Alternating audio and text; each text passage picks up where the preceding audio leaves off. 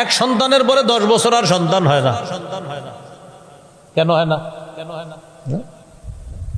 এক সন্তান হওয়ার পরে 10 বছর সন্তান হয় না, কেন হয় না? হয় না নাকি নিচ্ছেন না? যদি বিষয়টা এমন হয় দারিদ্রতার ভয়ে সন্তান নিচ্ছেন না, তো কিয়ামতের মাঠে দাগী 5 জন আসামির দ্বিতীয় নাম্বারে দাঁড়ানোর জন্য তৈরি থাকেন। কিয়ামতের মাঠে দাগী আসামি হবে মোটা দাগে 5 জন, মানে প্রথম আরো হবে অনেক, এর মধ্যে 5 জন দাগী আসামির একজন হলো যে দারিদ্রতার ভয়ে সন্তান হত্যা করে। আম্মা জানরা ভালোবাসার প্রতিযোগিতা করতেন, কে বেশি আল্লাহ রসুলকে ভালোবাসতে পারে, কে বেশি নবীজির সংস্রব গ্রহণ করতে পারে, এইটা আম্মা জানদের প্রতিযোগিতা ছিল। সেই ধারাবাহিকতায় আয়েশা রাদিয়াল্লাহু তাআলা আনহা বলেন, তাওয়াসাইতু আনা ওয়া হাফসা আন্না আইয়াতানা দাখালা আলাইহা an-নাবিয়্যু সাল্লাল্লাহু আলাইহি ওয়াসাল্লাম ফালতাকুল ইন্নী আজিদু মিনকা রিহা মাগাফির আকালতাল মাগাফির। আমি এবং হাফসা পরামর্শ করলাম, রাসূলুল্লাহ সাল্লাল্লাহু আলাইহি ওয়াসাল্লাম আমাদের 2 জনের যার কাছে আগে প্রবেশ করবে সে নবীকে বলবে, আপনার মুখ থেকে মাগাফিরের গন্ধ পাই, আপনি কি মাগাফির খেয়েছেন? নবীজি তার আরেক স্ত্রী জয়নব রাদিয়াল্লাহু তাআলা আনহার কাছে অবস্থান করতেন, সেখানে মধুপান করতেন। আম্মাজান আয়েশা এবং হাফসা রাদিয়াল্লাহু তাআলা আনহুমা তারা পরামর্শ করলেন, আমাদের 2 জনের যার কাছে নবী আগে আসবে সে নবীকে বলবে, আপনার মুখ থেকে মাগাফিরের গন্ধ পাচ্ছি, আপনি কি মাগাফির খেয়েছেন? কি মাগাফিরের গন্ধ পাও? তো বললেন হ্যাঁ, ঠিক আছে। ফালান আউদালা, আজকের পর আমি আর কখনো কিছুতেই এই মধু আর পান করব না, যেহেতু এটার থেকে মাগাফিরের গন্ধ আসে, আর আমার মুখ থেকে গন্ধ আসলে ফেরেশতারা তো আমার কাছে আসবে না। এই জন্য আল্লাহ রসুল সাল্লাল্লাহু আলাইহি সাল্লাম কাঁচা পেঁয়াজও খাইতেন না। সাল্লাল্লাহু আলাইহি সাল্লাম যা হারাম করেন, আমাদের নবীর হারাম করাটাও আল্লাহর হারাম করার মতোই বিধান হিসাবে সাব্যস্ত হয়। সুবহানাল্লাহ। যেমন ইবনে মাজা হাদিসের কিতাব 12 নম্বর হাদিস, এই হাদিসের মধ্যে আছে রাসূলুল্লাহ সাল্লাল্লাহু আলাইহি ওয়াসাল্লাম বলেন, ইউশিকুর রাজুলু মুত্তাকিআন আলা আরিকাতিহি, এমন একটা সময় আসবে যখন মানুষ সিংহাসনের মধ্যে হেলান দিয়ে বসা থাকবে। ইউহাদ্দাসু বিহাদিসিম মিন্নি, তার সামনে আমার হাদিস পেশ করা হবে। তখন ওই ব্যক্তি বলবে, বাইনানা ওয়া বাইনাকুম কিতাবুল্লাহ, আমাদের মাঝে তোমাদের মাঝে আল্লাহর কোরআন আছে, কোরআন থাকতে হাদিসের কি প্রয়োজন? আওয়াজ দিয়ে বলি নাউযু বিল্লাহ। রাসূলুল্লাহ সাল্লাল্লাহু আলাইহি ওয়াসাল্লাম বলেন, সত্তর এমন একটা জামানা আসবে যেই জামানায় মানুষ সিংহাসনের মধ্যে হেলান দিয়ে বসা থাকবে। ওই জামানায় ওই ব্যক্তির সামনে আমার হাদিস পেশ করা হবে, সে বলবে, আমাদের মাঝে তোমাদের মাঝে আল্লাহর কোরআনই যথেষ্ট, হাদিসের আবার কি প্রয়োজন? বলি নাউযু বিল্লাহ। ফামা ওয়াজাদনা ফীহি মিন হালালিন ইস্তাহলালনা ওয়া মা ওয়াজাদনা ফীহি মিন হারামিন হারামনা। কোরআনে যেটা আমরা হালাল পাই সেটা হালাল হিসাবে গ্রহণ করলাম, কোরআনে যেটা হারাম পাই সেটা হারাম হিসাবে গ্রহণ করলাম। কথা কিন্তু সুন্দর। কি বলে? কোরআনের হালালকে হালাল মানলেই তো হলো, কোরআনের হারামকে হারাম মানলেই তো হলো, হাদিসের কি প্রয়োজন? এখান থেকে আমার সাথে একটু বলেন, কোরআনের হালালকে আমরা হালাল মানি কিনা, কোরআনের হারামকে আমরা হারাম মানি কিনা? তো তারাও বলতেছে কি, কোরআনের হালালকে হালাল মানি, কোরআনের হারামকে হারাম মানি, বাস এতটুকুই যথেষ্ট, হাদিসের কোনো প্রয়োজন নাই। এটা তাদের বক্তব্য। রাসূলুল্লাহ সাল্লাল্লাহু আলাইহি সাল্লাম বলেন, আলা ওয়া ইন্নামা হাররামা রাসূলুল্লাহ সাল্লাল্লাহু আলাইহি ওয়াসাল্লাম মিসলু মা হাররামাল্লাহ। শোনো, আমি নবী যেটা হারাম করি, আমার হারাম করাটা আল্লাহর হারাম করার মতোই হারাম হিসাবে সাব্যস্ত হবে। তাহলে কি শিখলাম? শুধু কোরআন না শুধু হাদিস, না কোরআন হাদিস? যারা বলে শুধু কোরআন মানাই যথেষ্ট, হাদিসের প্রয়োজন নাই, তাদের গভীর একটা চক্রান্ত হলো উম্মতকে বেনামাজি বানানো। কি বানানো? প্রশ্ন হতে পারে কেন? কোরআনে আছে আকিমুস সালাত, তোমরা সালাত কায়েম করো, নামাজ পড়ো। কিভাবে নামাজ পড়বা এটা কোরআনে নাই। কোরআনে আছে ইয়া আইয়ুহাল্লাযীনা আমানুর কাউ, হে ঈমানদারগণ তোমরা রুকু করো। কিভাবে রুকু করো এটা কোরআনে নাই। কোরআনে আছে ওয়াসজুদু, তোমরা সেজদা করো। কিভাবে সেজদা করো এটা কোরআনে নাই। কোরআনে আছে ওয়াবুদু রাব্বাকুম, রবের ইবাদত করো। কিভাবে করো এটা কোরআনে নাই। কোরআনে আছে নামাজ পড়ো, তাই নামাজ পড়া ফরজ, কিন্তু ফজরের নামাজ 2 রাকাত ফরজ, এটা হাদিসে আছে। কোরআনে আছে নামাজ পড়া ফরজ, তাই জোহরের নামাজ ফরজ, আসরের নামাজ ফরজ, এশার নামাজ ফরজ, কিন্তু কোরআনে এটা নাই। আসরের নামাজ কয় রাকাত, জোহরের নামাজ কয় রাকাত, এশা কয় রাকাত, এটা হাদিসে আছে। জোহরের নামাজ 4 রাকাত, আসর 4 রাকাত, এশার নামাজ 4 রাকাত। কোরআনে আছে নামাজ পড়া ফরজ, তাই মাগরিব পড়া ফরজ, কিন্তু মাগরিব 3 রাকাত ফরজ, এটা হাদিসে আছে। তাই শুধু কোরআন না শুধু হাদিস না, কোরআন এবং হাদিস। যারা বলে শুধু কোরআন, তারা প্রকারান্তরে হাদিস অস্বীকার করার কারণে তাদের ঈমান চলে যাবে এবং উম্মতকে তারা কৌশলে বেনামাজি বানানোর একটা ষড়যন্ত্র। বলেন তো কোরআন, সবাই বলেন তো কোরআনে কি আছে? নামাজ পড়ো। ফজরের নামাজ 2 রাকাত, এটা কোথায় আছে? মাশাআল্লাহ। কোরআনে আছে নামাজ পড়ো। জোহর যে 4 রাকাত, এটা কোথায় আছে?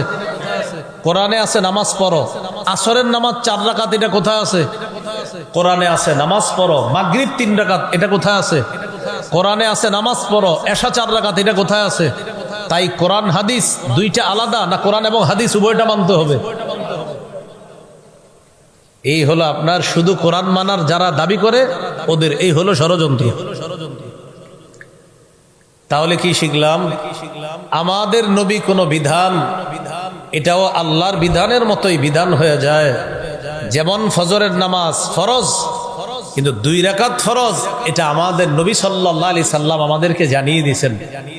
জোহরের নামাজ ফরজ, তবে জোহর যে 4 রাকাত ফরজ, আসর 4 রাকাত ফরজ, এশার নামাজ 4 রাকাত ফরজ, মাগরিব 3 রাকাত ফরজ, এটা আমাদেরকে কে জানায়া দিছে? নবীজি। এবার আমার সাথে বলেন, বলেন হাদিস হলো কোরআনের বাস্তব ব্যাখ্যা। এবার আমার সাথে বলেন কোরআনে আছে তোমরা নামাজ পড়ো। কোরআনের ব্যাখ্যা হাদিসে আছে। ফজর 2 রাকাত, কোরআনে আছে তোমরা নামাজ পড়ো। কোরআনের ব্যাখ্যা হাদিসে আছে। জোহর আসর এশা 4 রাকাত, কোরআনে আছে তোমরা নামাজ পড়ো। কোরআনের ব্যাখ্যা হাদিসে আছে মাগরিব 3 রাকাত। তাহলে শুধু কোরআন শুধু হাদিস না কোরআন হাদিস? এই মাশাআল্লাহ, আশা করি বুঝতে পারছেন। তাহলে 1 নাম্বার আল্লাহর হালাল আল্লাহর হারাম। 2 নাম্বার আল্লাহর হালালকে হারাম করার সাধ্য কারণে।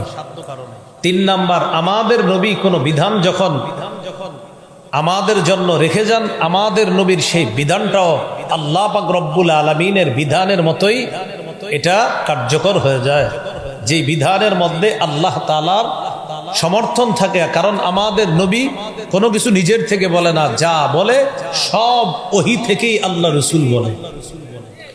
আল্লাহ আমাদেরকে কথাগুলা মনে রাখার তৌফিক দান করেন। 4 নাম্বার কথা, হালাল স্পষ্ট, হারাম স্পষ্ট। হালাল হারামের মাঝে কিছু বিষয় আছে অস্পষ্ট। সহিহ বুখারীর বর্ণনা 52 নম্বর হাদিস, قال رسول الله صلى الله عليه وسلم الحلال بين والحرام بين وبينهما مشبهات। রাসূলুল্লাহ সাল্লাল্লাহু আলাইহি ওয়াসাল্লাম বলেন, হালাল স্পষ্ট, হারাম স্পষ্ট। হালাল হারামের মাঝে কিছু বিষয় আছে অস্পষ্ট। ফামানিত্তাকাল মুশাব্বাহাত, যারা সন্দেহযুক্ত জিনিস থেকে বেঁচে থাকবে, ফাকাদ ইস্তাবরাআ লিদীনিহি ওয়া ইরজিহি, সে তার দ্বীন এবং তার সম্মানকে হেফাজত করল। যেমন হালাল স্পষ্ট, যেমন বলেন তো মায়ের সাথে দেখা দেওয়া হালাল, বলেন মায়ের সাথে দেখা দেওয়া, স্ত্রীর সাথে দেখা দেওয়া, মায়ের সাথে দেখা দেওয়া, চাচির সাথে দেখা দেওয়া হারাম, বলেন চাচির সাথে দেখা দেওয়া, খালার সাথে দেখা দেওয়া হালাল, মামির সাথে দেখা দেওয়া হারাম। হালাল স্পষ্ট, হারাম স্পষ্ট। বলেন আপন বোনের সাথে দেখা দেওয়া হালাল, চাচাতো বোন মামাতো বোনের সাথে দেখা দেওয়া হারাম। এই হালাল হারাম স্পষ্ট, এর মাঝে আছে একটা সন্দেহযুক্ত। সন্দেহযুক্ত জিনিস থেকে যে বাঁচবে তার দ্বীন এবং তার সম্মান বাঁচবে। যেমন আজকের এই মাহফিলের না এখানে দেওয়া হয়েছে ওয়াজ দোয়ার মাহফিল লেখা। কি লেখা? কবরবাসীর রুহের মাগফিরাত কামনায় ওয়াজ দোয়ার মাহফিল। এখন আজকের এই মাহফিলের ব্যাপারে এই এলাকার ওলামায়ে কেরাম কি আপনাদেরকে নিষেধ করছে এখানে আইসেন না? আচ্ছা, তাহলে এখানে লেখা কবরবাসীর রুহের মাগফিরাত কামনায় ওয়াজ দোয়ার মাহফিল, এটার বিরোধিতা কেউ করলো না। কিন্তু এরকম মাহফিল নামে আরো পোস্টার হয়, যেই মাহফিলের আগে পরে কিছু লেখা থাকে, ওই লেখা দেখা আশেপাশের মাদ্রাসা মসজিদের ইমাম খতিব ওলামায়ে কেরাম আপনাদেরকে নিষেধ করে ভাই এখানে যায়েন না। কি শিখলাম? এই মাহফিলে কেউ নিষেধ করলো না, কিন্তু কিছু জায়গায় মাহফিল লেখা থাকে, বাকি আগে কিছু একটা লেখা থাকে, ওইটা লেখা থাকার পরে হুজুররা বলে ভাই এখানে যায়েন না। এই যে আপনাকে বললো এই মাহফিলে যায়েন না, তখন আবার এলাকার দেখবেন কিছু লোক বলবে না যাইলে সমস্যা নাই। তার মানে একটা মাহফিলের ব্যাপারে এমন হয়ে গেল যেখানে হক্কানি আলেমরা আপনাকে বলতেছে যায়েন না, আর অন্য টাইপের কোন বেদাতি কেউ আপনাকে বলতেছে এখানে যাওয়ার জন্য। তাহলে মাহফিল নাম আগে পরে কিছু একটু আছে, এই জন্য হক্কানি আলেমরা বলতেছে যায়েন না। এখন আপনি চিন্তা করলেন, আচ্ছা আমি কি যাব না না যাব? আমার পরামর্শ হলো আপনি কি করবেন দেখেন। আমার পরামর্শ হলো এখানে এক মাহফিলে যাওয়ার ব্যাপারে দল হয়ে গেছে কয়টা? দুইটা। এক দল বলতেছে যান, সমস্যা নাই কোনো, আরেক দল বলতেছে যায়েন না, এখানে গেলে উল্টাপাল্টা কথা বলবে, ইমানের খতরা আসতে পারে। এই তো আপনি বুদ্ধি করে চিন্তা করবেন, আচ্ছা এই মাহফিলে যদি আমি না যাই কি হবে? আমার না গেলে আমার নামাজের ক্ষতি হবে না, আমার রোজার ক্ষতি হবে না, আমার জাকাতের ক্ষতি হবে না, আমার হজের ক্ষতি হবে না, আমার কিচ্ছু হবে না, যেহেতু হক্কানি আলেমরা বলতেছে এখানে না যাওয়া ভালো। আবার একদল বলতেছে যাওয়া উচিত। যেই জায়গার মধ্যে সন্দেহ কাজ করতেছে এখানে আমি না গেলাম, এখানে না গেলে তো আমার কোনো ক্ষতি হইতেছে না। আল্লাহ রসুল বলেন সন্দেহযুক্ত বিষয় থেকেও বাঁচো, তোমার দ্বীনও ঠিক থাকবে, তোমার সম্মানও ঠিক থাকবে। এই জন্য সন্দেহের, যেটার মধ্যে সন্দেহ, ওলামায়ে কেরাম যদি বলে ভাই এখানে একটু দুর্গন্ধ আছে, যায়েন না ভাই। আল্লাহ আমাদেরকে কথাগুলা বোঝার তৌফিক দান করেন। তো হাদিসটা এবার শুনি। ওয়ামান ওয়াকাআ ফিশ শুবহাত কারাইন ইয়ারআ হাওলাল হিমা ইউশিকু আইওয়াকিআ। এক বাদশার একটা দেয়াল আছে, দেয়ালের সামনে লেখা সংরক্ষিত এলাকা, এই এলাকার আশেপাশে ছাগল চড়ানো যাবে না, গরু চড়ানো যাবে না। ছাগল গরু চড়াইলে এই দেয়ালের ভিতরে ছাগল গরু ঢুকার সম্ভাবনা আছে। আপনি কি করলেন? বুদ্ধি করে গরু ছাগল তার দেয়ালের পাশে নিয়ে ঘাস খাওয়াইতেছেন, হঠাৎ একটা ছাগল দেয়ালের চিপা ফাঁকা পেয়ে ঢুকে গেছে ভিতরে। আগেই তো লেখা ছিল এই দেয়ালের পাশে গরু ছাগল চড়াবেন না, কেন চড়াইলেন? তাহলে বোঝা গেল দুনিয়াতে এরকম কিছু জায়গা থাকে যেখানে প্রবেশ করা নিষেধ। তাই ওখানে বলা হয় যে এখান থেকে 100 হাত দূরে থাকুন, 1000 হাত দূরে থাকুন। কেন? এটার কাছে আসলে ঝামেলা আসছে।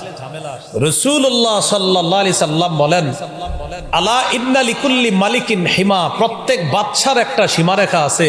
ওয়া ইন্না হিমাল্লাহি ফিল আরদি মাহারিমুহু, পৃথিবীতে আল্লাহর সীমারেখা হলো নিষিদ্ধ বিষয়গুলা। এই নিষিদ্ধ বিষয়গুলার ব্যাপারেও আল্লাহর বিধান হলো এটার কাছেও যায় না। এই জন্য হারামের কাছে না যাওয়া। সন্দেহ যে ওখানে গেলে আমি কি হারাম কাজটা করে ফেলবো, সন্দেহ লাগতেছে, যান না, হতে পারে করে ফেলবেন। আপনার 10 বন্ধু গেছে খেলা দেখতে, হারাম খেলা, জুয়ার খেলা দেখতে গেছে। আপনি চিন্তা করলেন আমি একটু গিয়ে স্কোরটা যাই না, সে আমি খেলাটা দেখবো না, শুধু স্কোর জানবো। আপনি গেলেন, যাওয়ার পর বন্ধুদেরকে দূর থেকে জিজ্ঞাসা করতেছেন দোস্ত কি অবস্থা, এটা জিজ্ঞাসা করার জন্য গেছেন। বন্ধুরা লম্বা সময় এখানে জুয়া বাজির খেলা দেখবে। সেখানে বন্ধুদেরকে জিজ্ঞাসা করতে যাওয়ার, যখন জিজ্ঞাসা করবেন স্কোরটা, ওই টাইমে সবাই দিছে তালি, এরে ছক্কা। তখন আপনি আর সইতে পারেন নাই, ঘটনা কি? আজকে শেষবারের মতো একটু যাই, দেখি কি হয়। এই যে দেখেন, হারামের সীমা রেখার কাছে যাইতে নিষেধ করছে রাসূল সাল্লাল্লাহু আলাইহি সাল্লাম। কেন? ওখানে যদি তুমি যাও, হতে পারে হারামের মধ্যে তুমি ডুবে যাবে। কথাটা কি বুঝে আসছে সবার? এই জন্য আল্লাহ পবিত্র কোরআনের মধ্যে বলেন, ওয়ালা তাকরাবুজ জিনা। আল্লাহ বলেন তোমরা জিনার নিকটবর্তী হয়েও না। বলে নাই জিনা কইরো না, বলছে জিনার কাছেও যাও না। বলে নাই জিনা কইরো না, বলছে এটার কাছেও যেও না। যদি এটার কাছাকাছিও যাও, হতে পারে এই শয়তান তোমাকে আসল জিনার মধ্যে লিপ্ত করায় দিবে। অথচ আমাদের পকেটে পকেটে এখন জিনার উপকরণ আছে। সহিহ বুখারীর বর্ণনা 6612 নম্বর হাদিস। قال رسول الله صلى الله عليه وسلم إن الله كتب على ابن آدم حظه من الزنا أدرك ذلك لا محالة। নিশ্চয়ই আল্লাহ আদম সন্তানকে জিনার পরীক্ষা দ্বারা পরীক্ষা করেন। ফাজিনাল আইনি আন নাজরু, চোখের জিনা হলো দেখা।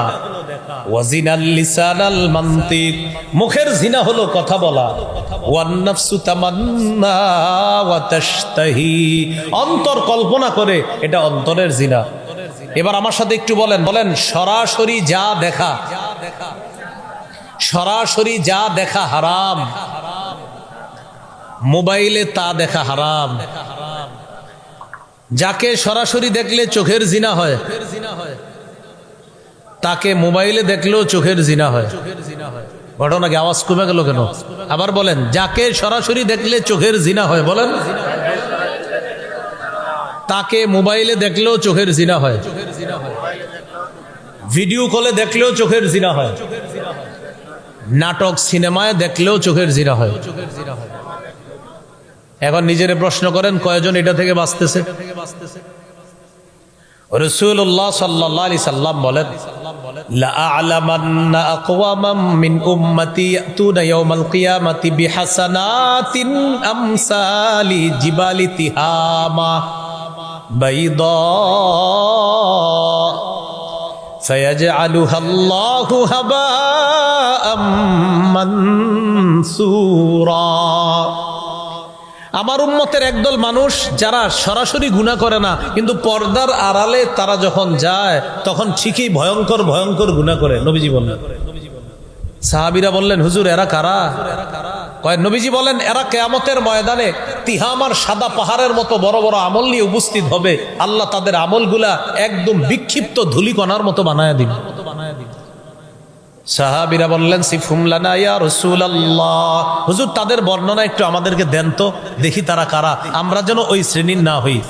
নবী বললেন, তারা দেখতে তোমাদের মতো, তাদের চামড়া তোমাদের চামড়ার মতো। ইয়াখুজুনা বিল্লাইলি কামা তাখুজুনা, তোমরা যেমন রাতে তাহাজ্জুদ পড়ো, তারাও তাহাজ্জুদ পড়ে, তবে হাত্তা ইযা খালাউ বিমাহারিমিল্লাহ ইনতাহাকুহা, এরা যখন নির্জনে কোনো হারাম জিনিস পাওয়া যায়, তখন ওই হারাম অপরাধটার মধ্যে তারা লিপ্ত হয়ে পড়ে, ঘন্টার পর ঘন্টা সে অপরাধ করে, প্রতিনিয়ত এই অপরাধ করে। তোমাদের মতো তাহাজ্জুদ পড়ে, তোমাদের মতো নামাজ পড়ে, তোমাদের মতো ইবাদত বন্দেগী করে, কিন্তু আড়ালে নির্জনে গেলে ভয়ঙ্কর অপরাধে প্রতিনিয়ত ঘন্টার পর ঘন্টা সে অপরাধ করতেছে। নবী বলেন, এদের আমলগুলো আল্লাহ কিয়ামতের ময়দানে বিক্ষিপ্ত ধূলিকণার মতো বানায়। আপনারা মাঠে আছেন? হ্যাঁ, আচ্ছা, এটা এই শুনছেন বর্ণনাটা যে বললাম, শুনছেন? এই অপরাধ হয়ে যাচ্ছে অনেকের। বাচ্চা, এটা থেকে বাচ্চা। কেন? সূরা আনামের 151 নম্বর আয়াতে আল্লাহ বলেন, ওয়ালা তাকরাবুল ফাওয়াহিশা মা যাহারা মিনহা ওয়া মা বাতান, তোমরা প্রকাশ্য অশ্লীলতার কাছে যেও না, গোপন অশ্লীলতার কাছেও যেও না। আয়াত দ্বারা বোঝা যায় প্রকাশ্যে অশ্লীলতাও হারাম, গোপনে অশ্লীলতাও হারাম। দারিদ্রতার ভয়ে সন্তান হত্যা করবা না, দারিদ্রতার ভয়ে সন্তান হত্যা করবা না। বুখারীর বর্ণনা, রাসূলুল্লাহ সাল্লাল্লাহু আলাইহি সাল্লামকে জিজ্ঞাসা করা হলো, হুজুর সবচেয়ে বড় পাপ কোনটি? রাসূলুল্লাহ সাল্লাল্লাহু আলাইহি সাল্লাম বললেন, আনতাদউ লিল্লাহি নিদ্দান ওয়া হুয়া খালাকাকা, তুমি তোমার রবের সাথে কাউকে সমকক্ষ হিসাবে ডাকা, অথচ আল্লাহ তোমাকে সৃষ্টি করেছেন। প্রশ্ন করলেন, হুজুর এরপর কোনটা? فقال رسول الله صلى الله عليه وسلم أن تقتل ولدك مخافة أن يطعم معك তোমার সন্তান তোমার খাবারে অংশগ্রহণ করবে এই ভয়ে সন্তান হত্যা করা। তোমার সন্তান তোমার খাবারে অংশগ্রহণ করবে এই ভয়ে সন্তান হত্যা করা। বিষয়টা কি দাঁড়াইলো? এক সন্তানের পরে 10 বছর আর সন্তান হয় না। কেন হয় না? এক সন্তান হওয়ার পরে 10 বছর সন্তান হয় না, কেন হয় না? হয় না নাকি নিচ্ছেন না? যদি বিষয়টা এমন হয় দারিদ্রতার ভয়ে সন্তান নিচ্ছেন না, তো কিয়ামতের মাঠে দাগী 5 জন আসামির 2য় নম্বরে দাঁড়ানোর জন্য তৈরি থাকেন। কিয়ামতের মাঠে দাগী আসামি হবে মোটা দাগে 5 জন, মানে প্রথম আরো হবে অনেক, এর মধ্যে 5 জন দাগী আসামির একজন হলো যে দারিদ্রতার ভয়ে সন্তান হত্যা করে। বলেন ওয়ালা তাকরাবু মালাল ইয়াতীমি ইল্লা বিল্লাতী হিয়া আহসানু হাত্তা ইয়াবলুগা আশুদ্দা। এতিমের সম্পদের কাছেও যেও না। বড় ভাই মারা গেছে, বড় ভাইয়ের 3টা এতিম সন্তান, ছোট ভাই চিন্তা করলো ওরা তো আমার ভাতিজা ভাতিজি, আমি নিজে বড় কইরা কলমের খোঁচায় যেমনি পারি ভাইয়ের সম্পদগুলো আত্মসাৎ করব। এই জাতীয় ফালতু চিন্তার অধিকারী মানুষ আপনাদের এলাকায় না থাকলেও পৃথিবীতে আছে, যারা আপন ভাইয়ের সন্তান এতিম সন্তানদের সম্পদটা আত্মসাৎ করার জন্য লালায়িত থাকে। তাদেরকে জানায়া দিবেন ইন্নাল্লাযীনা ইয়াকুলুনা আমওয়ালাল ইয়াতামা যুলমা ইন্নামা ইয়াকুলুনা ফি বুতুনিহিম নারা। যারা অন্যায়ভাবে এতিমের সম্পদ ভক্ষণ করে তারা পেটে আগুন খায়। আগুন। বলেন তো যারা এতিমের সম্পদ খায় তারা কি খায়? আগুন খায়। এটা হারাম। এতিমের সম্পদ ভক্ষণ করা যাবে না। আল্লাহ তাআলা এরপরে বলেন ওয়াউফুল কাইলা ওয়াল মিজানা বিল কিসত। ওজন করবা, মাপবা, যখন ইনসাফের সাথে মাপবা। সাবধান, ওজনে কম দেওয়া হারাম, মাপে কম দেওয়া হারাম। এগুলা আমি আল্লাহ হারাম করেছি। আল্লাহ তাআলা এগুলা হারাম করে দিয়েছেন। নবী যেটা ইনসাফ সেটাই বলবা, সেটা তোমার আত্মীয়ের পক্ষে যাক বিপক্ষে যাক। তাহলে কি শিখলাম? কথা বলার সময় অন্যায় বলা হারাম। আত্মীয় স্বজন দেখেও যদি অন্যায় কথা বলেন এটা কি হবে? হারাম। হ্যাঁ হারাম, এটা আল্লাহ হারাম করেছে। এরপরে আল্লাহ বলেন ওয়াবিআহদিল্লাহি আউফু। আল্লাহর ওয়াদা পুরা করো। আল্লাহ পাক রব্বুল আলামিনের সাথে যে ওয়াদা এটা পুরা করো। আল্লাহ আমাদের রব, রবের সাথে আমরা ওয়াদাবদ্ধ, তার হালালগুলা মেনে নিব, হারামগুলা বর্জন করবো, এগুলো আমাদের পূরণ করতে হবে। আল্লাহর ওয়াদা পূরণ না করা এটা হারাম। আল্লাহ তাআলা আমাদেরকে আল্লাহর হারামকৃত বিষয়গুলা থেকে বেঁচে থাকার তৌফিক দান করেন। এবার চলেন হারামের মধ্যে কিছু হারামের সম্পর্ক কথার সাথে। প্রিয় ভাইয়ের একটু বলতে হবে হারামের কিছু সম্পর্ক কিসের সাথে বলেন? যেমন মিথ্যা কথা বলা হারাম। মিথ্যা কথা বলা কি হারাম? একটু মন দিয়ে শোনেন। সহিহ বুখারীর বর্ণনা 6094 নম্বর হাদিস। এই হাদিসটা শোনানোর আগে আমি আপনাদেরকে বলছি, এই যুগে যদি কেউ চান যে আবু বকর সিদ্দিক রাদিয়াল্লাহু তাআলা, আবু বকর তার উপাধি যেমন সিদ্দিক, আল্লাহ তাআলা আপনি যদি চান এই যুগেও আপনার নামের পিছনে সিদ্দিক লেখা হোক, হাদিস দ্বারা প্রমাণ হয় এই যুগেও কোনো মানুষ চাইলেই আল্লাহর কাছে সে সিদ্দিক নামটা লেখাইতে পারে। সাথে সাথে মনে রাখবেন মিথ্যা নবুয়ত দাবিদার তার নাম মুসাইলামাতুল কাযযাব। এই যুগে কোনো ব্যক্তি যদি চায় যে আমার নাম কাযযাব হোক, এটাও সে পারবে। অধিক মিথ্যাবাদী, এটাও সে কি করবে? পারবে। সহিহ বুখারীর 6094 নম্বর হাদিস। قال رسول الله صلى الله عليه وسلم إن الصدق يهدي إلى البر وإن البر يهدي إلى الجنة। রাসূলুল্লাহ সাল্লাল্লাহু আলাইহি ওয়াসাল্লাম বলেন, সত্য কথা পুণ্যের রাস্তা দেখায়, পুণ্য জান্নাতের রাস্তা দেখায়। ইন্নার রাজুলা লা ইয়াসদুকু ওয়া ইয়াতাহাররা সিদকা হাত্তা ইয়াকুনা সিদ্দীকা। কোন মানুষ যখন সত্য কথা বলে, উঠতে সত্য, বসতে সত্য, মুআমালাত মুআশারাতে সত্য, ব্যবসা করে সত্য কথা বলে, কোনো কিছু ক্রয় করে সত্য কথা বলে, তার জীবনটা সত্য আর সত্য। নবী বলেন এক পর্যায়ে তার নামটা আল্লাহর খাতায় সিদ্দিক বলে লিপিবদ্ধ হয়ে যায়। কি বলে? তাহলে দেখেন প্রিয় ভাইয়েরা, এই যুগে আমরা চাইলে আমাদের নামটা সিদ্দিক লেখাইতে পারি আল্লাহর কাছে। এরপরে নবী বলেন, ওয়া ইন্নাল কাযিবা ইয়াহদি ইলাল ফুজুর ওয়া ইন্নাল ফুজুরা ইয়াহদি ইলান নার। পাপাচার, মিথ্যা কথা পাপাচারের রাস্তা দেখায়, পাপাচার জাহান্নামের রাস্তা দেখায়। ইন্নার রাজুলা লা ইয়াকযিবু ওয়া ইয়াতাহাররাল কাযিবা হাত্তা ইউকতাবা ইনদাল্লাহি কাযযাবা। কথা কেমনে বলে? এটা আল্লাহ রাসূল এটা মানতেই পারতেছে না যে একটা মানুষ মিথ্যা কথা বললো কেন। কখন গিয়া নবীজির পেরেশানি দূর হইতো? যখন নবী জানতেন যে হুজুর অমুকে তওবা করছে আর মিথ্যা বলবে না, তখন নবীজি পেরেশানি থামতো। এর আগ পর্যন্ত নবী সারাক্ষণ এটা মনের মধ্যে রাখতেন, আচ্ছা লোকটা আমার সাথে মিথ্যা বললো কেন। তাহলে কি শিখলাম প্রিয় ভাইয়েরা? যদি জীবনে মিথ্যা কথা বলেন, বলার আগে চিন্তা করবেন যে আমার এই মিথ্যা কথাটা আমার হাবিবের কাছে সবচেয়ে অপছন্দের।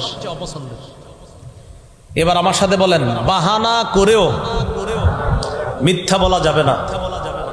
ছোট সন্তানকে বলেন আব্বু আম্মু বলে ডেকে মজা দেওয়ার কথা বলে মজা না দিলে মিথ্যা কথা। ছোট সন্তানকে ডাক দিছেন, আব্বু এদিকে আসো, আম্মু এদিকে আসো, তোমারে মজা দিমু। আসছে, আসার পর হাত খুইলা মজা দেন নাই, মিথ্যা কথা আপনার নামে একটা লেখা হয়ে যাবে সাথে সাথে। আবু দাউদের, আসলেই তো ঠিক হাদিসে আসছে তো ঠিক তো হবেই। আবু দাউদের হাদিস 4991 4991 নম্বর হাদিস।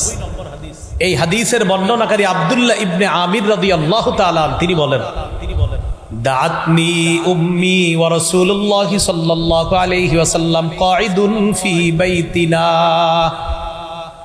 আমার আম্মা আমাকে ডাকলেন, আল্লাহ রাসূল আমাদের বাসায় বসা। আমার আম্মা আমাকে ডেকে বললেন, হা তাআল উতিকা, আব্বু এদিকে আসো, তোমাকে কিছু দিব। নবীজি আমার আম্মাকে বললেন, মা আরাদতি আন তুতিহি, এই তুমি তোমার ছেলেরে কি দিতে চাও? ওই মহিলা জবাব দিলেন, উতিহি তামারান, হুজুর আমি তাকে খেজুর দিব। রাসূলুল্লাহ সাল্লাল্লাহু আলাইহি সাল্লাম বললেন, তুমি কি আসলে খেজুর দিবা? তুমি যে ডাকছো খেজুর আসলে দিবা? লাউলাম তুতিহি শাইআ কুতিবাত মিনকি ইনদাল্লাহি কাযিবা। তুমি তোমার সন্তানকে কিছু দিবে বলে ডাকার পর যদি তুমি তাকে কিছু না দাও, আল্লাহর খাতায় তোমার নামে একটা মিথ্যা কথা লেখা হবে। প্রিয় ভাইয়েরা বলেন তো, জীবনে এই ভুলটা কত করছি? হ্যাঁ, আসো এদিকে আসো, কিছু দিব। মোরগ মুরগি কুকুর বিড়ালের সাথে ধোকাবাজি করবেন না। হাতে ধান চাউল নিয়ে মোরগ মুরগিরও ডাইকেন না, এমনি কাছে আইসা চাউল দিলেন না, কিছু দিলেন না, এই মোরগের সাথে ধোকাবাজি করেন না, মুরগির সাথে এটা করেন না। হাতে কিছু রাইখা যদি ডাক দেন, আসার পর কিছু দিয়ে দিয়েন। আর যদি হাতে কিছু না থাকে, একটা বিড়ালরে আপনি কাটা বুঝায় ডাক দিলেন, মেও মেও করে একটা হাতে কাটা নিয়ে বললেন আসো এদিকে কাটা দিব, আসার পর ওরে কাটা দিলেন না, এই কাজ করবেন না, আপনার নামে মিথ্যা কথা লেখা হবে। কি শিখলাম বলেন? বাহানা করেও কি করা যাবে না? মিথ্যা বলা যাবে না। এবার আরেকটা শিখেন, বলেন ক্ষুধা পেটে রাইখা, এই কথা বলা যাবে না। ক্ষুধা নাই, যদি ক্ষুধা রাইখা বলি ক্ষুধা নাই, বলেন বলেন বলেন ক্ষুধা নাই, মিথ্যা কথা।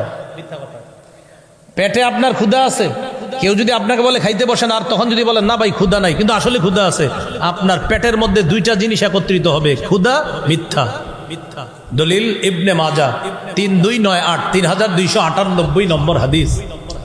এই হাদিসের মধ্যে আসছে আসমা বিনতে ইয়াজিদ রাদিয়াল্লাহু তাআলা আনহার বর্ণনা। তিনি বলেন, উতিয়া রাসূলুল্লাহ সাল্লাল্লাহু আলাইহি ওয়াসাল্লাম বিতাআম, আল্লাহ নবীর সামনে খাবার আনা হলো। আনার পর আমরা যারা আল্লাহ নবীর সামনে, আমরা বললাম লা নাশতাহি, খাবারের আমাদের চাহিদা নাই। নবীর সামনে খাবার আনা হলো, আমরাও ছিলাম, আমরা বললাম আমাদের খাবারের চাহিদা নাই। নবীজি আমাদের দিকে তাকায় বললেন, এই শোনো, খাবারের চাহিদা তোমাদের নাই তো আসলে, লা তাজমা'না জু'আন ওয়া কাযিবা, সাবধান ক্ষুধা রাইখা বইল না যে ক্ষুধা নাই। ক্ষুধা রাইখা যদি বলো ক্ষুধা নাই, খাবারের প্রতি চাহিদা নাই, তাহলে তোমার পেটে দুইটা জিনিস জমা করলা, একটা মিথ্যা জমা করলা আর একটা তুমি ক্ষুধা জমা করলা। ক্ষুধা রাইখা যদি বলো ক্ষুধা নাই, এক পেটে খিদা রাখলা, খিদা রাইখা দুনিয়াতে কষ্ট পাইলা, আর একটা মিথ্যা পেটে ঢুকাইলা, এটার কারণে আখেরাতে কষ্ট পাবা। এখন বলেন এই ভুলটাও আমাদের হয় কিনা? অনেক সময় বলে ফেলি, খিদা থাকলে কোন আল্লাহর ওলি বুজুর্গ যদি বলে আপনারে ভাই খান, আমরা অনেক সময় লজ্জায় বুজুর্গদের সামনে খাইতে চাই না, কিন্তু পেটে খিদা আছে, বিসমিল্লাহ কইরা বরকত হিসাবে শুরু করে দিবে। হ্যাঁ, বিসমিল্লাহির রহমান, হুজুর বলছে বিসমিল্লাহির রহমান, খানা শুরু করে। হ্যাঁ, একটু আদব বজায় রাখেন, সামনে সমস্যা নেই, আপনি একটু ভদ্রভাবে বৈশা, হুজুর বলছে খান, তো আপনার পেটে খিদা আছে, বিসমিল্লাহির রহমান শুরু করে দেন। মিথ্যা কথা বলা যাবে না। আর যদি বলেন খাবেন না, বললেন যে হুজুর এখন খাবো না পরে খাবো, এটা বলেন, কিন্তু বললেন না যে ক্ষুধা নাই, আসলে তো ক্ষুধা আছে, প্রচুর ক্ষুধা। এই টাইমে আপনার সামনে হুজুরে বিরিয়ানি দিছে, বলেন বিরিয়ানির ঘেরানে কার মন না চায় বিরিয়ানি খাইতে? ওই টাইমে আপনার বলছে খান, আপনি বললেন ক্ষুধা নাই।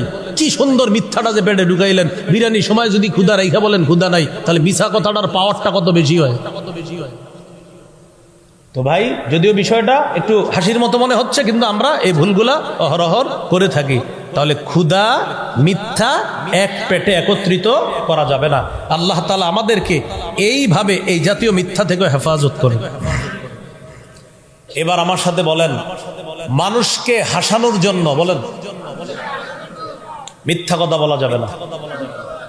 প্রয়োজনে সঠিক কথা বলে হাসানো দোষণীয় নয়। মিথ্যা বলে হাসানো যাবে না, সত্য বলে আপনি হাসান। ইসলাম সত্য বলে হাসানো শিখেছে। যেমন আপনাদেরকে একটু হাসাই, বুখারীর একটা হাদিস শোনাই, হাসি দেওয়ার জন্য রেডি হন। হ্যাঁ, বেশি জোরে হাসি দেন না, একটু হালকা আপনার মুস্কি হাসবেন। এবার হাসবেন, হাসি আসবে শিওর, কিন্তু শোনেন। বুখারীর বর্ণনা, রাসূলুল্লাহ সাল্লাল্লাহু আলাইহি সাল্লামের কাছে এক সাহাবী আসলেন। আসার পর বললেন, ওয়াকাতু আলা ইমরাআতি ফি রমাদান, ইয়া রাসূলুল্লাহ, রমজান মাসে আমার দ্বারা এমন কিছু হয়ে গেছে যেটা রমজানের বাহিরে বৈধ, কিন্তু রমজানে অবৈধ। এখানে অনেক বাচ্চারা আছে, এই জন্য আমি বাংলাটা এইভাবেই বললাম। বাংলাটা আপনারা আশা করি বুঝতে পারছেন যে ইয়া রাসূলুল্লাহ, রমজানের বাহিরে যে বিষয়টা হালাল, ওই কাজটা রমজানে হারাম হয়, এরকম কিছু একটা আমার হয়ে গেছে, আমি এখন কি করব? আশা করি বুঝে আসছে সবার। তো রাসূলুল্লাহ সাল্লাল্লাহু আলাইহি সাল্লাম বললেন, গোলাম আজাদ করে দাও। সাহাবী বললেন, হুজুর আমার টাকা পয়সা নেই গোলাম আজাদ করার মতো। নবীজি বললেন, আতইম সিত্তিনা মিসকিনা, তাহলে 60 জন মিসকিনকে খাওয়ায়া দাও। সাহাবী বললেন, হুজুর টাকা পয়সাই নেই, আমি 60 জনকে খাওয়াবো কেমনে? রাসূলুল্লাহ সাল্লাল্লাহু আলাইহি সাল্লাম বললেন, তাহলে সুম শাহরাইনি মুতাতাবিআইন, টানা 2 মাস রোজা রাখো, মানে 60টা, মাঝে একটাও ভাঙা যাবে না। 59 নাম্বারটা ভেঙে ফেললে আবার 60টা রাখতে হবে, কথার কথা। তিনি জবাব দিলেন, হুজুর আমার ওজর আছে, আমার দ্বারা 60টা সম্ভব হবে না টানা। তাহলে গোলাম আজাদও পারবে না, 60 জন মিসকিনকেও খাওয়াতে পারবে না, আবার টানা 60টা রোজা রাখতেও পারবে না, ওজর আছে। নবীজি বললেন, দেখি কি করা যায়। ইতিমধ্যে নবীজির কাছে এক ব্যাগ খেজুর আসছে হাদিয়া। খেজুর আসার পর নবীজি বললেন, আচ্ছা ওই ব্যক্তি কোথায় যিনি মাত্র আমার কাছে মাসালা জানতে চাইলা? উনি বললেন, হুজুর আসি। নবীজি বললেন, নাও খেজুরগুলা নাও, তাসাদ্দাক বিহা, এগুলা সদকা করে দিবা, আল্লাহ তোমাকে মাফ করে দিবে। তিনি বললেন, হুজুর কারে সদকা করুন? নবীজি বললেন, তোমার চেয়ে গরিব যারা। এবার আপনারা মন দিয়ে শুনেন কি বলে। কয়, হুজুর এই 2 বর্ডারের মাঝে যে এলাকাটা আছে, আমার চেয়ে গরিব আর কেউ নেই। এই যে একটা হাসি দিচ্ছেন না আপনারা, সব হয়েছে। আল্লাহ রসুল ঠিক এই কথাটা শুনে একটা হাসি দিছে, নবীর সামনের পাটের দাঁতগুলা দেখা গেছে। এই জন্য এখানে আমাদের ওস্তাদরা পড়াইতেন, ওস্তাদ হাসতেন, আমাদেরকে হাসাইতেন। এই হাসিতে আল্লাহ সওয়াব দেয়, আর মিথ্যা বলে হাসাবেন যেটা, সেটা দেয় গুনাহ হবে। বুঝে আসছেনি কথাটা? তো রাসূলুল্লাহ সাল্লাল্লাহু আলাইহি সাল্লাম এটা শুনে হাসলেন। হাসার পর বললেন, তো কি করা? ফানতুম ইজান, নেও খেজুরগুলা নাও, তোমরাই ঘরে গিয়ে খাও, যাও। তোমার সে গরিব কেউ নাই, এখন তুমি নাও, ঘরে গিয়ে তোমরাই খাও। তাহলে ভাই, আমরা গুরুত্বপূর্ণ একটা কথা শিখলাম, হাসির ছলেও মিথ্যা বলবো না, কাউকে হাসানোর জন্য আমরা মিথ্যা কথা বলবো না। তিরমিজির হাদিস 2315 নম্বর হাদিস। এই হাদিসের মধ্যে রাসূলুল্লাহ সাল্লাল্লাহু আলাইহি সাল্লাম বলেন, ওয়াইলুল লিল্লাযী ইউহাদ্দিসু বিল হাদিসি লিইউদহিকা বিহিল কওম, ওয়াইলুন লাহু ওয়াইলুন লাহ। রাসূলুল্লাহ সাল্লাল্লাহু আলাইহি সাল্লাম বলেন, ওয়াইলুন, ওই ব্যক্তির জন্য ধ্বংস যে ব্যক্তি ইউহাদ্দিসু কথা বলে, ফায়াকযিবু আর মিথ্যা কথা বলে, লিইউদহিকা বিহিল কওম মানুষকে হাসানোর জন্য মিথ্যা কথা বলে, ওয়াইলুন লাহু ওয়াইলুন লাহ, তার জন্য ধ্বংস, তার জন্য ধ্বংস, তার জন্য ধ্বংস যে মানুষকে মিথ্যা কথা বলে হাসানোর জন্য। আল্লাহ আমাদের এই মসজিদগুলা মাহফিলগুলাকেও মিথ্যা কথা থেকে হেফাজত করেন। তাহলে কি শিখলাম ভাই? একটা শিখলাম মিথ্যা বলতে বলতে কাজ্জাব হয়ে যায়। আরেকটা শিখলাম রাসূলুল্লাহ সাল্লাল্লাহু আলাইহি সাল্লামের কাছে সবচেয়ে অপছন্দনীয় বিষয় মিথ্যা বলা। আরেকটা শিখলাম বাহানা করেও আজকে থেকে আমরা কখনো মিথ্যা বলবো না। আরেকটা জিনিস শিখলাম পেটে ক্ষুধা রাইখা আমরা কখনো মিথ্যা কথা বলবো না। আরেকটা জিনিস শিখলাম মানুষকে হাসানোর জন্য আমরা কখনো, যদি সুদের কারবার বেড়ে যায় ওই এলাকাটা আল্লাহ দুর্ভিক্ষের আযাব দ্বারা পাকড়াও করে, ওই এলাকায় আগে ভালো ভালো নিয়ামত ছিল, ফসল হইতো, মাছ হইতো, মুরগির ফার্মে ভালো মুরগি হইতো, ডিম ভালো বাড়তো, গাছের মধ্যে ফল ফলাদি সুন্দর হইতো, আগে ডাব হইতো প্রচুর পরিমাণ, সিম লাউ ইত্যাদি আল্লাহ প্রদত্ত নিয়ামতগুলো অনেক বেশি হইতো। কখন? যখন মানুষ সুদি কারবার করতো না। কিন্তু নবী বলেন সুদ যে এলাকায় ছড়ায় পড়বে ওই এলাকায় আল্লাহ অর্থনৈতিক গজব দিয়ে পাকড়াও করবেন, মানুষ চারদিকে হাহাকার করবে, মানুষ আল্লাহ প্রদত্ত নিয়ামত থেকে বঞ্চিত হবে। কিসের কারবার বাড়লে? সুদ। নবী বলেন যে এলাকায় ঘুষের কারবার বাড়বে ওই এলাকার সুপুরুষগুলা কাপুরুষ হয়ে যাবে। সুপুরুষগুলা কি হবে? যেমন আমাদের দেশে যদি বাস্তবিক অর্থে জেহাদের ডাক আসে এমনি হাত তোলে সবাই, কিন্তু বাস্তবিক জেহাদের ডাক যখন আসবে তখন অনেকের মা বাবা তারে বুঝাবে, হুজুর রাজাক তুই ঘরে থাক, তুই কেন কেন জানেন? ওই যে আমাদের দেশে মোটেই ঘুষ কারবার নাই তো এজন্য তারা এখন সুপুরুষ। আমাদের দেশে ঘুষের কারবার না থাকার কারণে তারা সবাই সাহসী পুরুষ নাকি আছে? নবী বলেন যেই দেশে ঘুষের কারবার বাড়বে এই দেশের সব কাপুরুষ হয়ে যাবে। এই জন্য দেখবেন আপনি হাত সবাই তোলে যখন কাজের মতো কাজ হওয়ার জন্য যখন তৈরি হবে তখন বুঝায় তুই ঘরে থাক, হুজুরা যাক তুই থাক, ঘরে থাক। কেন? ওই যে ঘোষ চারদিকে বাড়ছে, এই ঘোষ এটা হারাম, এটা খাদ্যের হারাম। আরেকটা হলো কর্মের হারাম, শিরিক করা হারাম, বেদাত করা হারাম। এই হারাম কাজগুলা করা যাবে না। আল্লাহ তাআলা আমাদের সকলকে হারামের ব্যাপারে যে মূলনীতিগুলা বলা হলো একটু মন দিয়ে শুনেন। আল্লাহর হালাল, আল্লাহর হারাম। 2 নাম্বার, আল্লাহর হালালকে হারাম করার অধিকার কারো নাই। 3 নাম্বার, রাসূলুল্লাহ সাল্লাল্লাহু আলাইহি সাল্লামের কোনো বিষয় হারাম করাটা আল্লাহর হারাম করার মতোই হারাম হয়ে যায়। এখান থেকে একটা গুরুত্বপূর্ণ জিনিস আপনারা শিখছেন, নামাজের কথা কোরআনে আছে, নামাজ পড়ো। 2 রাকাত ফজর নামাজ এটাও কোরআনে আছে। এটা কোথায় আছে? মাশাআল্লাহ বলেন কোরআনের ব্যাখ্যা হাদিসে আছে। এইভাবে বলবেন কোরআনের ব্যাখ্যা হাদিসে আছে। নামাজ পড়ো কোরআনে আছে, যোহর 4 রাকাত কোরআনে আছে। কোথায় আছে? পুরোটা বলেন কোরআনের ব্যাখ্যা হাদিসে আছে। এভাবে ইনশাআল্লাহ বলে দিতে পারবেন না? হ্যাঁ। তো এইভাবে মনে রাখবো আমরা। 4 নাম্বার, হালাল স্পষ্ট, হারাম স্পষ্ট, মাঝে কিছু অস্পষ্ট সন্দেহযুক্ত জিনিস আছে, এগুলা থেকে আমাদের বেঁচে থাকতে হবে। এটা দিয়ে বুঝিয়েছিলাম যে হারামের মধ্যে পড়ে যাওয়ারও যদি সম্ভাবনা থাকে সেখানে আমরা যাব না, সেটার কাছাকাছি আমরা হব না। আল্লাহ তাআলা আমাদের সকলকে হালাল জীবন যাপন করার তৌফিক দান করেন, হারাম থেকে বাঁচার তৌফিক দান করেন। তো যে বিষয়টা আমরা জানলাম, হক নষ্ট করা এটাও হারাম, বান্দার হক নষ্ট করা এটাও হারাম। এটা আর একটা বিষয়। প্রশ্ন দিয়েন না মাহফিলে, প্রশ্নের উত্তর আমি দিই না, মুফতি সাহেবদেরকে দিয়ে এটা। হ্যাঁ, আল্লাহ তাআলা আমাদের সকলকে যে কথাগুলো বললাম শুনলাম আমরা যেন আমল করতে পারি, আল্লাহ তৌফিক দান করেন। উনি আমার কানে কানে বললেন হুজুর হক নষ্ট করার কথা। তওবা কবুলের 4টা শর্ত আছে। 4 নাম্বার শর্তটা হলো আমার জিম্মায় কারো হক থাকলে হক আদায় করে দিতে হবে। আল্লাহ এটা মাফ করবে না, যতদিন বান্দার হক আমি আদায় না করব ততদিন কিন্তু আল্লাহ তাআলা মাফ করবে না। বান্দার হক বান্দা আদায় করতে হবে।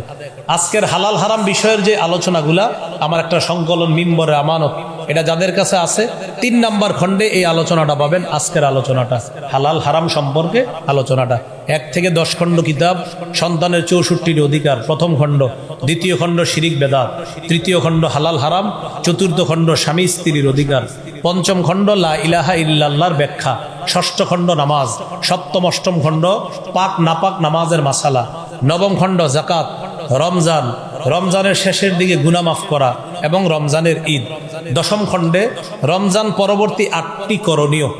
এই করণীয়গুলা রমজান পরবর্তী দশম খণ্ডে আছে। হজের কথা, কোরবানির কথা। কোরবানির গরুটা কিনার আগে আমি আপনাদেরকে বলবো মিম্বরে আমানতের 10 নম্বর খণ্ডটা একটু পড়বেন। গরুটা কোন টাইপের কিনবেন।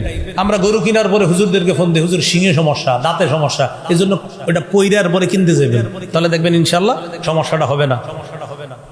ঈদের পর, কোরবানির ঈদের পর একটা মেহমানদারির আয়োজন হয় আমাদের দেশে, মুসলমান দেশগুলোতে। মেহমানদারি কেমনে করবেন এই আলোচনা 10 নম্বর খণ্ডে। আর মেজবান যারা আছি আমরা, মেজবানদের কি করণীয়, আর মেহমান যারা আছি আমাদেরও কি করণীয়। আমরা যে আরেকজনের বাড়ি থেকে একদম খামু সুমু শুয়ে থাকবো আর বাইর হবো না, এরকম যে ঠিক না, এই বিষয়গুলা 10ম খণ্ডে আছে। মুহররম মাসের আলোচনা সাহাবীদেরকে কেন্দ্র করে, কারবালাকে কেন্দ্র করে 10ম খণ্ডে। ঘরের কোনায় এসে কাউয়া যদি কাকা করে, অনেকে মনে করে আমার ছেলে মেয়েটা মনে হয় ভালো নাই বিদেশে, এইটা ঠিক না, কুসংস্কার। এই বিষয়গুলা 10ম খণ্ডে আছে। 1 থেকে 10 খণ্ড আপনারা সংগ্রহ করে নেবেন, অনলাইনে পাওয়া যায়। আর ওরা এখানে গাড়িতে নিয়ে এসেছে, অনলাইনে যে দামে পাওয়া যায় এর চেয়ে একটু কম দামে ওদের কাছে পাবেন সম্ভবত। ওদের কাছ থেকে 10 খণ্ড যদি পারেন 10 খণ্ডই সংগ্রহ করে নেন। আর চাইলে ভেঙে ভেঙেও ওরা বিক্রি করে, ওদের কাছ থেকে নিতে পারেন। গাড়িতে আছে, গাড়ির কাজ না ভেঙে ওখান থেকে সংগ্রহ করবেন। আল্লাহ আমাদের সকলকে যে কথাগুলা বললাম শুনলাম, হালাল জীবন গ্রহণ করা, হারাম থেকে বেঁচে থাকার তৌফিক দান করেন। আমিন ওয়া আখিরু দাওয়ানা আনিল হামদুলিল্লাহি রাব্বিল আলামিন। হ্যাঁ,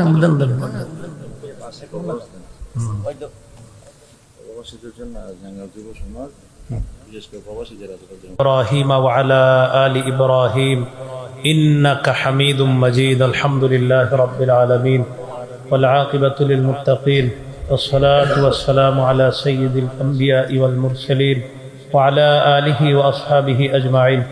ربنا ظلمنا أنفسنا وإن لم تغفر لنا وترحمنا لنكونن من الخاسرين. رب ارحمهما كما ربياني صغيرا رب ارحمهما كما ربياني صغيرا. মাবুদ মেহেরবান মাওলা, আল্লাহ মাহফিলটি আপনি কবুল করে নেন। আল্লাহ মাহফিল আপনি কবুল করে নেন। আল্লাহ ভুল ত্রুটিগুলো আপনি মাফ করে দেন। আল্লাহ যারা আয়োজন করেছে তাদেরকে আপনি কবুল করে নেন। উভয় জগতে জাযায়ে খায়ের দান করেন।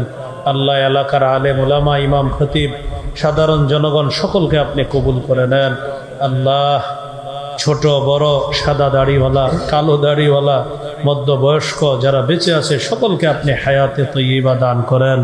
আল্লাহ আমাদের মধ্যে যারা বেঁচে নাই, বিশেষ করে এলাকার নারী পুরুষ যারা কবরবাসী, মেহেরবানি করে তাদের কবরগুলা জান্নাতের বাগান বানায়া দেন। আল্লাহ তাদের কবরগুলা জান্নাতের বাগান বানায়া দেন। আল্লাহ তাদের কবরগুলা জান্নাতের বাগান বানায়া দেন। আমাদের মধ্যে যাদের মা বাবা কবরে আছে তাদের কবরগুলা জান্নাতের বাগান বানায়া দেন। আল্লাহ মেহেরবানি করে আমাদের দোয়া আপনি কবুল করেন। মাবুদ মেহেরবান মাওলা, ঈমান ইসলামের উপর অটল থাকার তৌফিক দান করেন। হেদায়েতের উপর অটল থাকার তৌফিক দান করেন। আল্লাহ যাদের সামনে বসলাম, যারা আমার সামনে বসছে, সবার সাথে আবার জান্নাতে দেখা করায়া দিয়েন। আল্লাহ আরজিটা আপনি কবুল করে নেন। আল্লাহ আজকে আমরা এখানে হালাল হারাম সম্পর্কে শিখলাম। বিশেষ করে মুখের সাথে সম্পৃক্ত একটা হারাম, মিথ্যা কথা বলা। আল্লাহ আজকে থেকে আমরা ওয়াদা করতেছি, প্রয়োজনে কথা কম বলবো, এরপরও আমরা মিথ্যা কথা বলবো না। আল্লাহ প্রয়োজনে আমরা চুপ থাকবো, এরপরও মিথ্যা কথা বলবো না। আমাদের এই জবানকে আপনি মিথ্যা বলা থেকে হেফাজত করেন। আল্লাহ মিথ্যা বলা থেকে হেফাজত করেন। সততার সাথে ব্যবসা করার তৌফিক দান করেন। আল্লাহ এই এলাকাবাসীকে আপনি কবুল করে নেন। এখানে যারা আমরা উপস্থিত সকলকে কবুল করে নেন। আল্লাহ ফিলিস্তিনের মুসলমানদেরকে হেফাজত করেন। গাজার মুসলমানদেরকে হেফাজত করেন। ফিলিস্তিনের পক্ষে যারা হকের পক্ষে লড়তেছে তাদেরকে আপনি সাহায্য করেন। আল্লাহ তাদেরকে আপনি সাহায্য করেন। প্রত্যেকের মনের নেক আশাগুলো আপনি পুরা করেন। সন্তান মা বাবার মাঝে মিল মোহাব্বত তৈরি করে দেন। স্বামী স্ত্রীর মোহাব্বত তৈরি করে দেন। আল্লাহ আমাদের সকলকে 5 ওয়াক্ত নামাজি বানায়া দেন। আল্লাহ আল্লাহ আল্লাহ আল্লাহ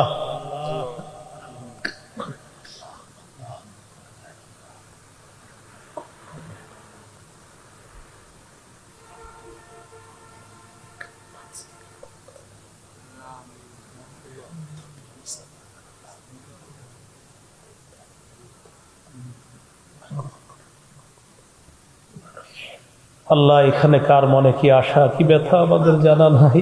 মেহেরবানি করে প্রত্যেকের মনের নেক আশাগুলা পুরা করেন, পেরেশানিগুলা দূর করে দেন।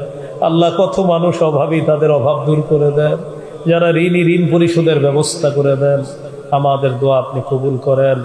রব্বানা তাকাব্বাল মিন্না ইন্নাকা আনতাস সামিউল আলিম ওয়া তুব আলাইনা ইন্নাকা আনতাত তাওয়াবুর রহিম। আল্লাহ বিশেষ করে মাহফিল যারা আয়োজন করেছে, শ্রম পরিশ্রম করেছে মাওলা, তাদেরকে উভয় জগতে জাযায়ে খায়ের দান করেন। সাল্লাল্লাহু তাআলা আলা খাইরি খালকিহি মুহাম্মদ ওয়া আলা আলিহি ওয়া আসহাবিহি আজমাইন। আল্লাহ প্রবাসীদের জন্য দোয়া চাওয়া হয়েছে, মেহেরবানি করে যারা প্রবাসে আছে তাদের প্রবাস জীবন সুখময় করে দেন। আল্লাহ প্রবাস জীবনে তাদেরকে হায়াতে তৈয়বা দান করেন, তাদের রিজিকে কামায়ে আপনি বরকত দিয়ে দেন। সুবহানা রাব্বিকা রাব্বিল ইজ্জাতি আম্মা ইয়াসিফুন ওয়া সালামুন আলাল মুরসালিন ওয়ালহামদুলিল্লাহি রাব্বিল আলামিন। আসসালামু আলাইকুম ওয়া রাহমাতুল্লাহ।